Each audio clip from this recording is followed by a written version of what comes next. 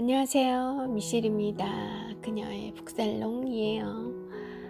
네, 오늘은 노자의 도덕경을 함께 해보려고 합니다. 책의 유혹 속에 이혜원 선생님이 추천하시고 있는 텍스트를 함께 해볼까 해요.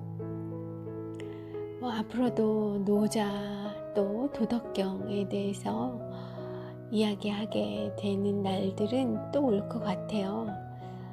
무궁무진하더라고요. 저도 뭐 다 알지 못하지만 다 접해본 건 아니지만 제가 아마 최진석 교수님의 책으로 노자 사상에 대한 설명은 예전에도 한번 팟캐스트 올린 적이 있는 것 같은데요. 앞으로도 계속 나올 것 같습니다. 잊혀질만 하면 한 번씩 또 올려드릴 거예요. 자, 함께 하시죠. 본성을 일깨우는 지혜라는 타이틀이 붙어 있습니다. 인류의 위대한 고전이라 할 수 있는 경전 중에서도 내가 가장 좋아하는 책은 도덕경이다. 이 책은 종교적 색채가 짙지 않고 지나치게 방대하거나 난해하지도 않아서 누구나 편안하게 읽을 수 있는 경전이다. 내가 이 책을 처음으로 만난 것은 대학교 때이다. 나는 이 책을 만나기에 앞서 동양 철학을 하시는 김충렬 선생님을 만났다. 선배의 이야기에 호기심을 느껴 선생님의 강의를 듣게 된 나는 동양 철학에 대한 그분의 깊이 있는 이해와 명쾌한 해석에 매료되었다. 동양 철학 입문을 들은 후 계속해서 경서 강독을 들었는데 중국의 여러 경전에서 핵심적인 그런 사상들을 강독하는 강의였다. 그 강의에서 내가 가장 흥미롭게 느낀 것은 도덕경과 역경이었다. 두 경전 모두 만물의 조화와 변화의 원리를 통찰한 것으로서 구구절절이 새롭고 신비하게 다가왔다. 네, 저도 공감하는 그런 부분이에요. 네, 저도 참 공감이 되는 부분이에요. 이 공부하면서 알게 되는 것은 스케일이 정말 우주적이구나 그런 생각이 들더라고요. 동양의 학문이 과학적인 부분에 취약함이 있어서 우리가 제국주의에 당하는 입장이 됐었고 그랬던 역사를 가지고 있긴 하지만 이 철학의 레벨로 보자면 그 스케일이 동양이 훨씬 더 스케일이 커요. 우주적이더라고요. 이건 저에겐 참 놀라운 발견이었어요. 이 동양 노장 사상도 그렇고 그리고 힌두교의 경전들의 내용도 보면 스케일이 우주적이고요. 그리고 신을 극복하고 인간으로 우뚝 서는 그런 경험들과 깨달음이 거의 서양과 비슷한 시점에 시작하긴 했지만 그 주도권을 거의 놓친 적이 없다고 해야 할까요? 주도권을 신에게 빼앗긴 적이 없는 그런 측면에서 봤을 때는 이 지구가 존속한다면 앞으로 지구상에 펼쳐질 그 문명의 흐름은 정말 이 동양 쪽의 우세함이 훨씬 있지 않을까. 저는 이렇게 우열을 가리는 거 이런 걸 별로 좋아하는 사람은 아닙니다만 이제 그 늦게 산업혁명, 과학혁명을 이룬 그 늦은 후발주자로서의 모든 걸 그 불리함을 다 극복하지는 못했겠습니다만 워낙에 뿌리가 깊어서 앞으로 캐내어질 그 샘도 깊지 않을까, 뭐 그런 생각을 저도 이 노자 스타일로다가 좀 해봤습니다. 저 혼자 아침부터 웃고 있어요, 이런 얘기를 하면서. 여러분도 팟캐스트 한번 해보세요. 재밌습니다. 친구가 이런 친구가 없어요. 다시 책으로 좀 돌아가 볼게요. 그 강의, 도덕경 강의를 듣는 학기는 내내 붕 떠다니는 기분으로 온갖 잡사에 초연한 채 만물의 이치를 사색하며 보냈다. 이 역시 저도 비슷한 경험을 요사이 하고 있습니다. 지나침에 대해 경계하는 사상들을 설명하며 최선을 다하지 마라. 최선을 다하면 죽는다. 공부도 그렇다. 하신 선생님의 말씀을 게으름에 대한 변명으로 삼아 유유자적하며 편안한 마음으로 읽고 싶은 책들만 읽으며 지냈다. 이 삶이 그려지지 않습니까? 눈앞에. 언제까지 그럴 수만 있다면 그것도 참 좋을까요? 슬플까요? 내가 편안한, 내가 읽고 싶은 책들만 읽는다면 좀 지루하기도 하고 나를 그 안에 가두는 그런 결과도 빚지 않을까요? 그리고 내가 좋아하는 것들, 내가 믿는 것들에 대한 그것들만이 옳다고 생각하는 나의 고집도 커질 것 같고요. 그렇지만 어떤 한 시기를 정해놓고 그렇게 마치 인생의 휴가처럼 내가 좋아하는 것들하고만 같이 있는 시간을 보내는 것도 괜찮을 것 같다는 생각이 들어요. 어떻게 이번 휴가 때는 좀 시도를 해보고 싶은 마음도 듭니다.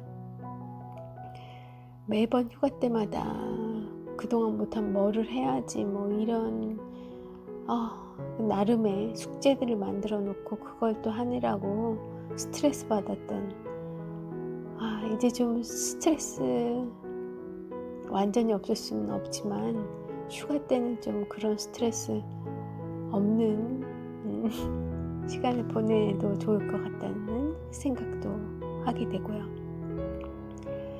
그때 읽은 책들이 두고두고 양식이 되는 것을 보면 역시 일리가 있는 말씀이었던 것 같다. 도덕경도 그때 읽은 책인데 이후로도 여러 번 읽었지만 읽을 때마다 마음이 편해지고 머리가 밝아지는 책이다. 도덕경은 언제 누가 지었는지가 분명하지 않다. 사기열전에 따르면 도덕경의 저자로 알려져 있는 노자는 중국 춘추 말기, 춘추전기 할 때 그 춘추 말기의 사람으로 성은 이요, 이름은 이이고 자는 백양이요, 시호는 담이라 했다. 노자는 주나라에서 수장실의 사를 지냈다고 한다. 아마 이 수장실의 사라는 것이 그 황제에게 뭔가 제언을 하는, 황제의 어떤 물음이나 어떤 사안에 대해서 결정하는 것과 관련해서 어떤 제언을 드릴 수 있는 자리라고 저는 알고 있고요. 그리고 우리나라로 치면 그런 성균관 같은 모든 나라의 그 귀한 책들, 그 당시에는 책이 어마어마하게 귀한 거였다고 하더라고요. 종이도 없고 그랬던 시절이니까 그 서고 자체도 굉장히 커야 했을 것 같고요. 어쨌든 그 나라의 큰 서고에 대한 총책임 그런 역할도 도서관장 그런 정도로 할까요? 국가 도서관장 그런 직분이었다고 하시는 것으로 저는 알고 있어요. 주나라에서 오래 머물렀는데 이때 공자가 찾아와 예를 물었다는 기록이 있는 것으로 보아 공자보다 나이가 많았을 것으로 전해지죠. 노자는 주나라가 쇠망할 것을 예견하고 은둔의 길을 떠납니다. 관문에 이르렀을 때 그곳 관령 윤희의 요청으로 무언가를 남기고 가달라고 한 거죠.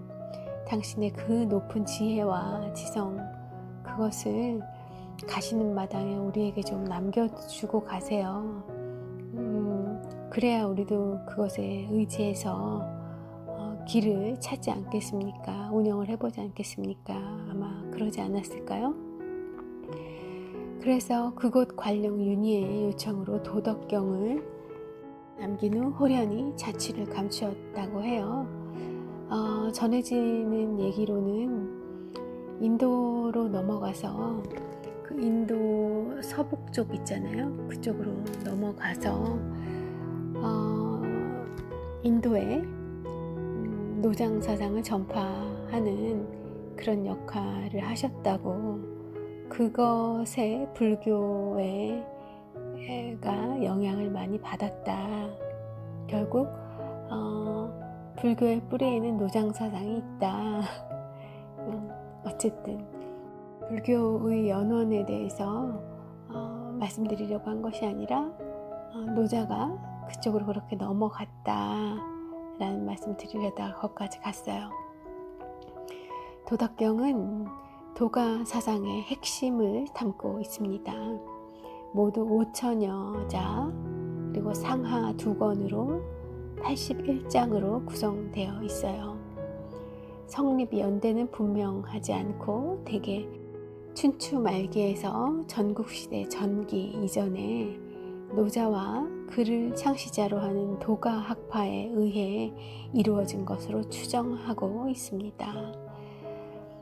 도덕경은 글자 그대로 도와 덕에 관한 사상으로 우주 만물의 이치에서 인간 사회의 윤리 도덕에 이르기까지 폭넓은 논의를 보여주고 있습니다. 도덕경에서는 도에 대해 이렇게 표현하고 있어요. 말로 표현할 수 있는 도는 영원한 도가 아니다 라고요.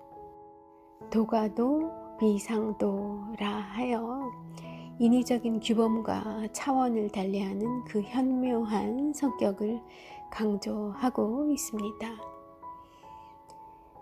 그러니까 무언가 이것이 이것이다, 이것이 옳다, 이런 무언가를 혹은 옳고 그름을 규정을 하면 그에 포함되지 않는 것은 포함되는 것과 포함되지 않는 것을 구분하게 되고, 구분하게 되면 다른 한쪽을 배척하게 되고 그런 것을 경계한 거죠. 그러니까 도라고 하면 양쪽을 다 품는 그런 것이라는 이야기입니다. 짧게 이야기하자면 그리 말씀드릴 수 있는 것 같은데요. 처음에 들을 땐 이 무슨 소린가 하던 것들이 어느새 여러 권의 책을 접하다 보니까 이제 생활 속에 좀 젖어드는 것 같아요. 제 생활 속에도 누군가 이렇게 막 규정하려 하는 사람이 우리 앞에 굉장히 많이 나타나죠. 저 사람은 그렇구나, 저 사람에게 이 도덕경 한 권 놓아주고 싶다 하는 생각이 들기도 하고, 또 제 내부에서도 무언가를 정의 내리고 이 구분하려는 성향이 굉장히 강하다는 것을 매일 느껴요. 그럴 때마다 내가 이러지 말아야지, 어느 한쪽으로 나를 가두고 갇히지 말아야지, 그러면서 인식은 하되 그 그냥 그렇게 지나가게 되더라고요. 예전처럼 강하게 판단하거나 막 그 어떤 상황에 대해서 분개하거나 이러지 않고요. 그냥 그렇구나 하고 지나가게 되더라고요. 그렇게 뭔가 말로 표현할 수 있는 정의, 옳고 그름, 이런 것들은 영원한 도가 아니다 라고, 그런 생의 시크릿을 이 도덕경이 알려주고 있고요. 노자는 인간 중심의 유교적 도덕관을 부정하며 그보다 훨씬 본질적인 영구불변의 우주적 법칙을 궁구하였다. 언어로 표현할 수 없는 도를 설명하기 위해 노자가 사용하는 언어는 매우 직관적이며 상징적이다. 노자는 도의 형상을, 도는 텅 빈 그릇 같아서 아무리 써도 채워지는 일이 없고, 못처럼, 연못할 때 그 못이요, 못처럼 깊어서 만물의 근원인 듯 하다 라고 형용합니다.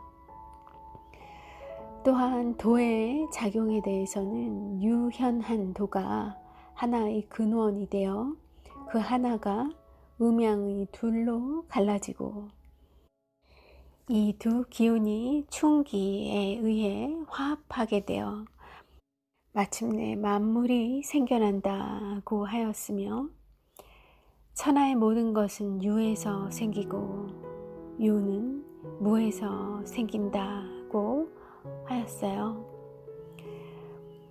만물의 생성은 무에서 비롯되며 음양이 화합함으로써 이루어진다는 것이죠. 유무상생을 뜻합니다. 근본으로 돌아가는 것이 도의 움직임이요, 유약함이 도의 작용이다 하는 표현에서도 알 수 있듯 도는 변화와 순환의 법칙입니다. 자연 속에서, 이 우주 속에서 영원한 건 없다는 거예요. 탄생이 있으면 소멸이 있고, 그렇지만 그 소멸이 그냥 죽음, 이렇다기보다는 근원으로 자기가 온대로 돌아간다는 거죠. 그러니 온대로 돌아갔으니 슬퍼할 리도 없는 거예요. 저는 왜 여기서 어린 왕자가 생각날까요? 자기의 별로 돌아간 어린 왕자가 왜 생각나는 걸까요? 노자는 암컷이나 갓난애가 되는 것이 영구한 덕이라 했는데, 이는 강함을 넘어서는 유약함을 자연의 본성으로 보았기 때문이다. 노자는 무와 유, 약함과 강함, 무지와 지혜의 분별을 넘어서 그것들이 변화, 전도되는 삶의 이치를 제시했던 것이다. 강자들의 괴롭힘, 기득권에 의한 횡포, 그 기득권을 가지고 있는 지닌자들이 나쁘다, 이런 판단이 아니라 기득권 자체의 그 폭력성, 그것으로부터 많은 대다수의 사람들이 크고 작은 불평등을 겪고 있는 오늘날에 이런 유약함을 자연의 본성으로 보는 노자의 사상이 더욱 빛을 발하지 않나. 그래서 최근 몇 년 동안 노장 사상이 더 많이 회자가 되고 있는 것 같고요. 회자됨을 넘어서 그것이 보이지 않는 그런 변화의 원동력이 될 것이라고 생각을 해봐요. 도덕경에는 상식과 규범을 뒤엎고 사물의 본성을 새롭게 깨닫게 하는 지혜가 가득하다. 언어로 표현하기 힘든 진리가 거기에서는 흔히 시적 예지로 나타난다. 예를 좀 들어보면 이런 부분이 있습니다. 수레바퀴의 구조는 30개의 바퀴살이 한 개의 속바퀴에 모여 있으나 그 속바퀴 구멍 속에서 바퀴가 회전하는 작용이 일어난다. 또 찰흙을 이겨서 그릇을 만드는 경우에도 그 빈 곳이, 그릇의 빈 곳이 그릇으로서의 구실을 하게 한다.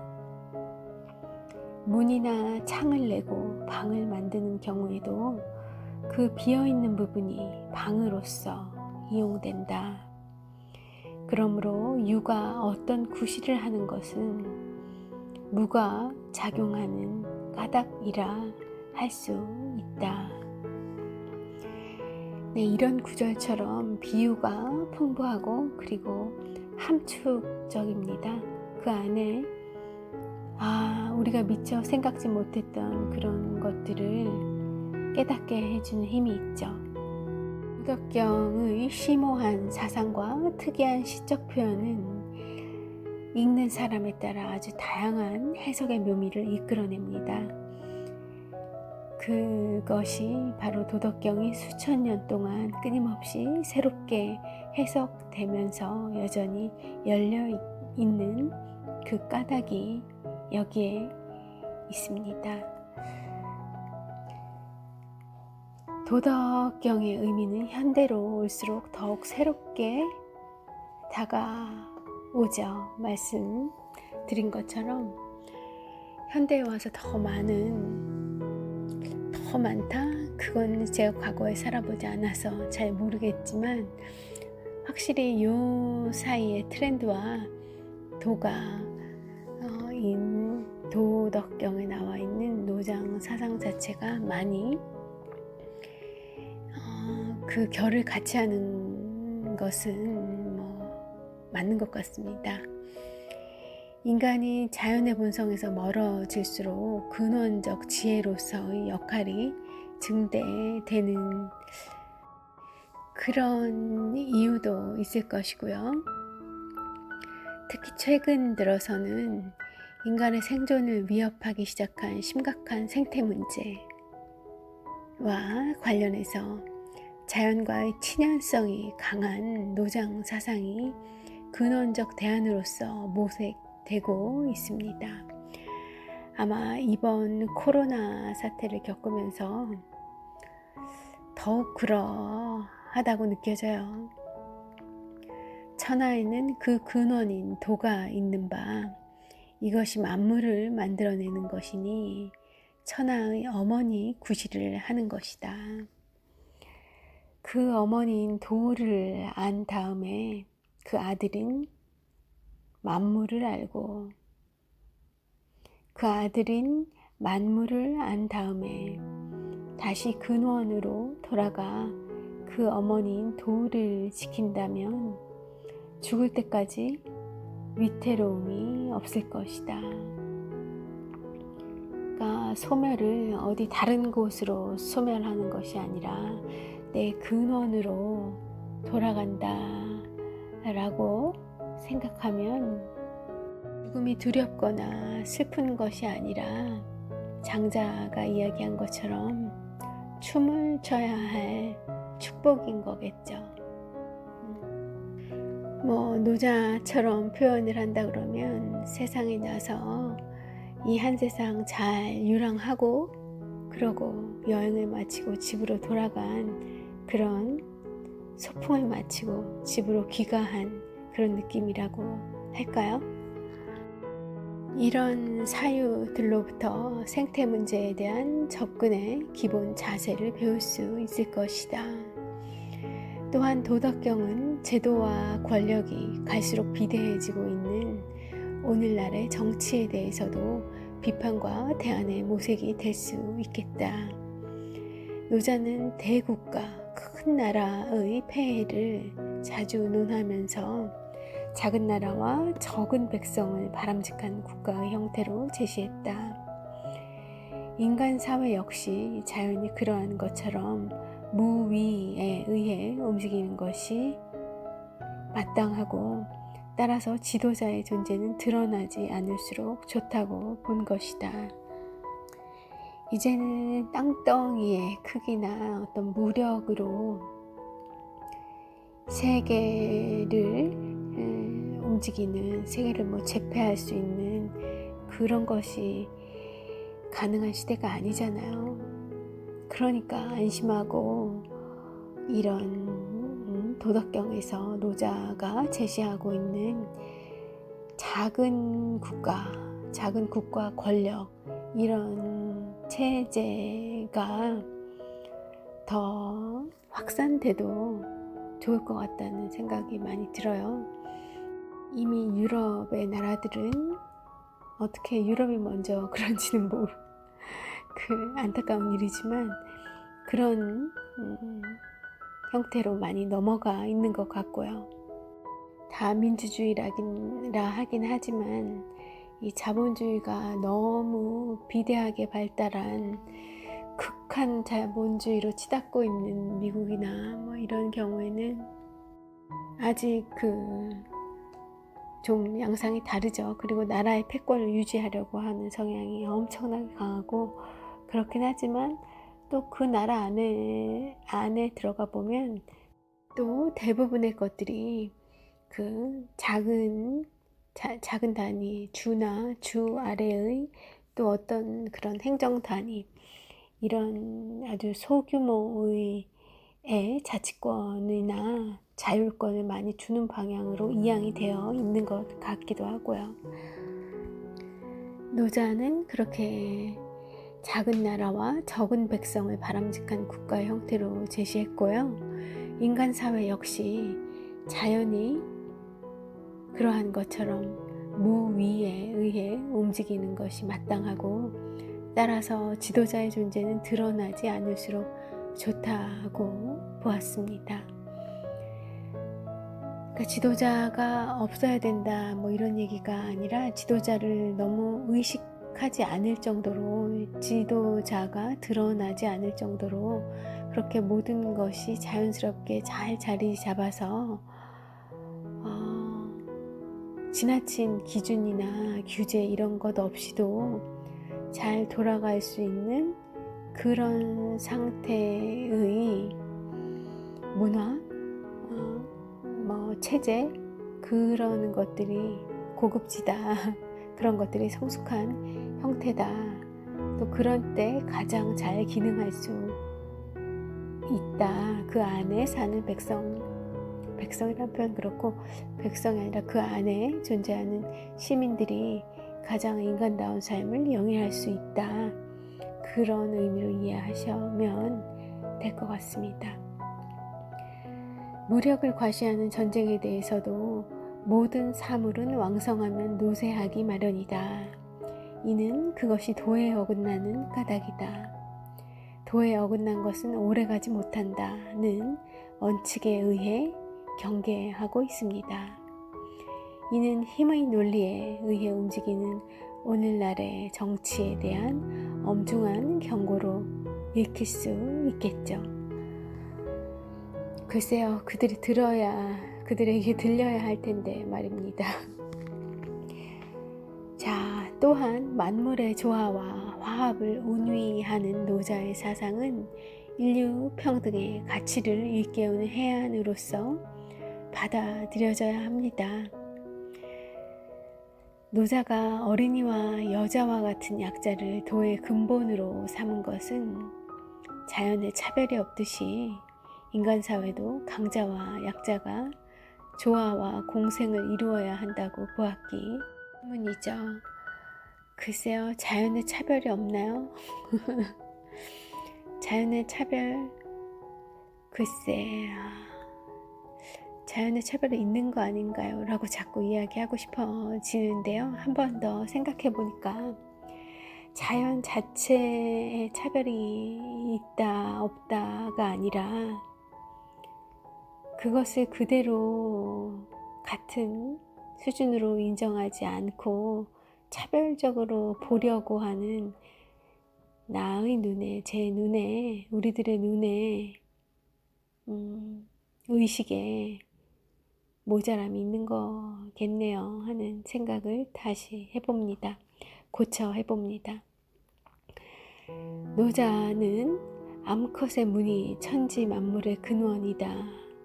모든 것을 끊임없이 생산하여도 지치는 법이 없다고 하여 만물의 근원을 이루는 여성의 생산성을 중시하셨어요. 여성성에 대한 새로운 각성은 생태 문제와 더불어 오늘날 자연과 인간, 그리고 인간과 인간 사이에 벌어지는 모든 부조화와 불평등에 대한 생산적 대응이 될 수 있을 겁니다. 우리가 지금까지 생각해왔던 그런 가치 기준, 그것에 의한 부조화와 불평등을 새롭게 다시 고쳐 볼 수 있을 것 같다는 생각이 들어요. 지금 다 할 수는 없고 말씀드릴 수도 없고 다 알지도 못해요.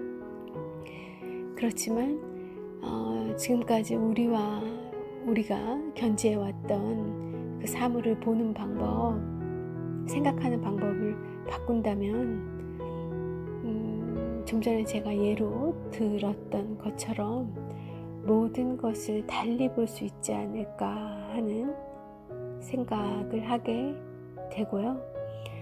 근원적 진리에서 삶의 지혜에 이르기까지 아주 무한한 깨달음을 주는 도덕경에서 우리가 이 코로나 이후에 새로운 시대를 헤쳐갈 해안을 좀 찾아봤으면 좋겠다. 분명 얻을 수 있을 거다 하는 생각을 끝으로 오늘은 또 물러가 보려고 합니다. 구름이 조금 걷히고 있어요. 다행히도 출근할 때는 비가 내리지 않겠네요.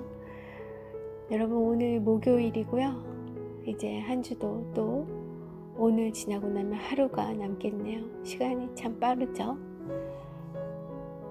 지금 이 7월이 맞나 싶게 7월의 온통 비와 함께 지나가고 있습니다. 오늘 하루 또 소중한 시간 살아내시고 저는 또 저와 또 내일 함께 해주시는 거예요. 미셸이었습니다. 함께 해주셔서 감사합니다.